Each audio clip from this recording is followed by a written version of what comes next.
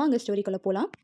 நம்ம நரேட்டர் அம்பை ஒரு நாள் ஒரு லைப்ரரியை விசிட் பண்ணுறாங்க. அந்த லைப்ரரியில் பார்த்தீங்கன்னா மேக்ஸிமம் ஃபீமேல் ரைட்டர்ஸோட புக்ஸ் தான் நிறைய இருக்குது. அதுக்காகவே நம்ம நரேட்டர் வந்து இங்கே தான் மேக்ஸிமம் இந்த லைப்ரரிக்கு தான் போவாங்க. அப்படி போகும்போது அவங்க வந்து ஒரு ஃப்ளோர் பார்க்குறாங்க. அந்த ஃப்ளோரில் வந்து ரொம்பவும் தூசி படிஞ்சு ரொம்பவே ஓல்டான புக்ஸ்லாம் இருக்குது நிறைய. அப்போ லைப்ரரியன் கிட்ட அம்பை கேட்குறாங்க, இங்கே மேலே என்ன புக்ஸ் இருக்குன்னு சொல்லிட்டு. அவர் வந்து இதெல்லாம் அப்போது அந்த லைப்ரரியன் சொல்கிறாரு, டஸ்ட்னா ஒரு டஸ்ட்டோட மீனிங் வந்து தூசி, நம்ம வீட்டிலலாம் படிஞ்சிருக்கும் பார்த்தீங்களா, அந்த டஸ்ட்டுன்னு சொல்லுவாங்க. இன்னொரு மீனிங் டஸ்ட்டுக்கு என்னன்னு பார்த்தீங்கன்னா ஃபீமேல் ரைட்டர்ஸோட புக்ஸ் எல்லாம் டஸ்ட்ன்னு சொல்லுவாங்க.